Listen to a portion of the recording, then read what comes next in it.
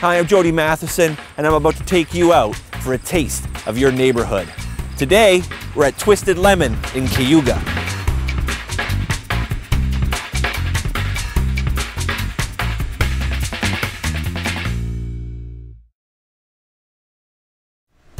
Hello.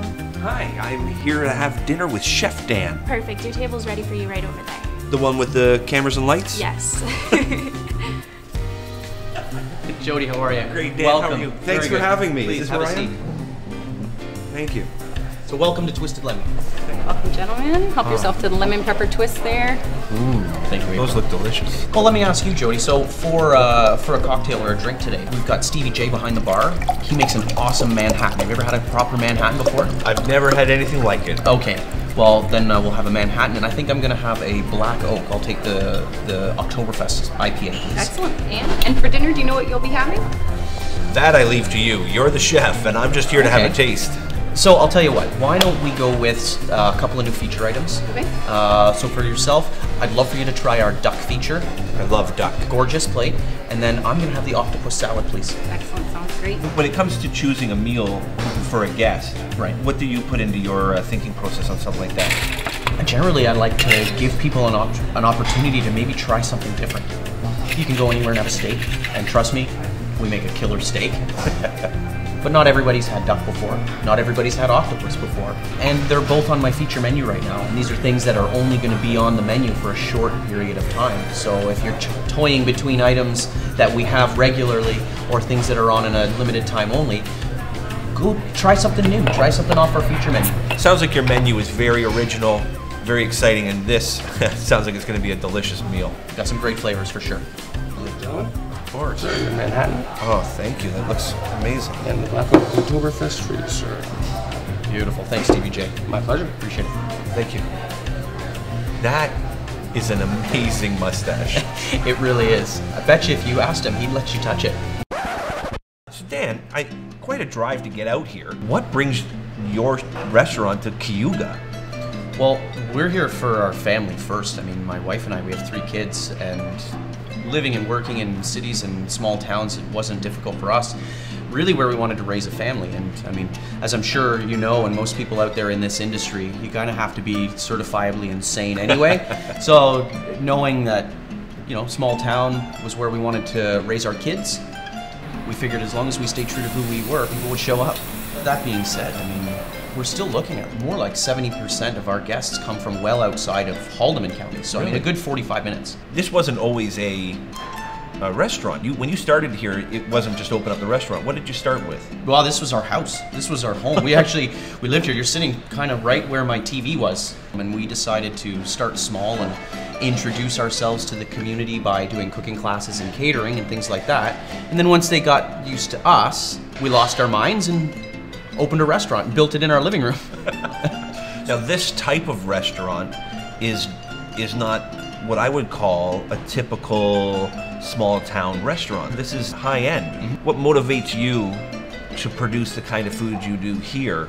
I mean, as a chef, I have everything in my backyard. I mean, like literally, we grow a lot of our own stuff here, but our community. I mean, I've got 5 different markets that run 5 days a week in my local community. Plus, I'm at the Hamilton Farmers Market every week. So, I mean, I have access to quality product literally at my fingertips all the time, and it's great. Certainly keeps me inspired. What's your process for doing food pairing? It's a collaborative effort between everybody. We all kind of get together and we start going around and we literally just almost dump our brains out on the table and say, you know, these are some directions that we could go. What are we going to do? What's next? How are we going to push ourselves? Then we can start seeing where we can bring in some flavors and all those little pieces. It's like building a puzzle. How do you put a puzzle together? You take the box, you dump all the pieces out on the table, and now you start putting them together. What was the inspiration for the name Twisted Lemon? It's like naming a baby. We need to create a name that people are going to remember. It has to represent us, and it needs to be, you know, a little bit funky. It needs to, you know, have a bit of an edge to it, but it still needs to represent the kind of environment and experience that we're creating. So we came up with all of these names, and you know what we did? We took those names, we wrote them all down on a piece of paper, and then we pretended like we were in grade 2, And we just kept making fun of it over and over and over again. We very quickly eliminated a lot of names that we didn't think were going to work anymore. Okay, throw me some names and I'll see if I can come up with a funny piece that goes with it. Lori and I, my name's Dan, her name's Lori, so we came up with DeLorean. Well, and DeLorean, Yeah. your food's going to be late. You have to go back in time to get it, right? Like, that's not going to work. You keep seeing you write things down on your arm. What is this? This is my notepad.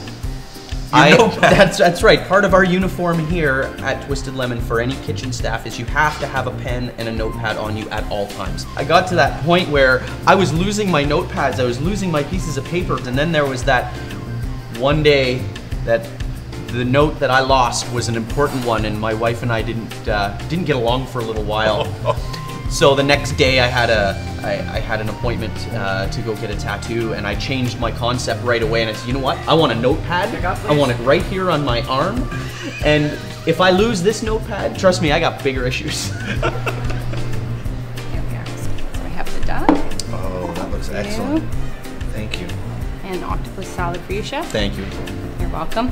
Now, Chef, this is a taste of your neighborhood. I didn't see any octopus in the neighborhood. How is this local? Our philosophy is to buy local and eat global. So although the Grand River doesn't supply delicious octopus, all of the greens, all of the pea sprouts, all of the tomatoes, everything was grown in our garden. And I mean, even on your duck plate, it's the elderberries are from our local community. The duck is beautiful Ontario duck, squash grown in-house. I mean, as much as we possibly can, absolutely. So you're about to enjoy a Rosemary Smoked Duck Breast on a Thanksgiving-style stuffing pavé with pickled elderberries and grilled garden patty pan squash. Now, I see flowers on my plate. Are they edible? They are, absolutely. So those are grown here. They're nasturtium flowers, a bit peppery, but absolutely delicious. Well, when you talk about finish, this goes far beyond just serving food. This is an amazing presentation, exotic foods. I didn't think I'd find this much at such a local place. So thank you, Chef Dan, for all your time. My pleasure. Now it's time to get a taste of your neighborhood. Let's eat.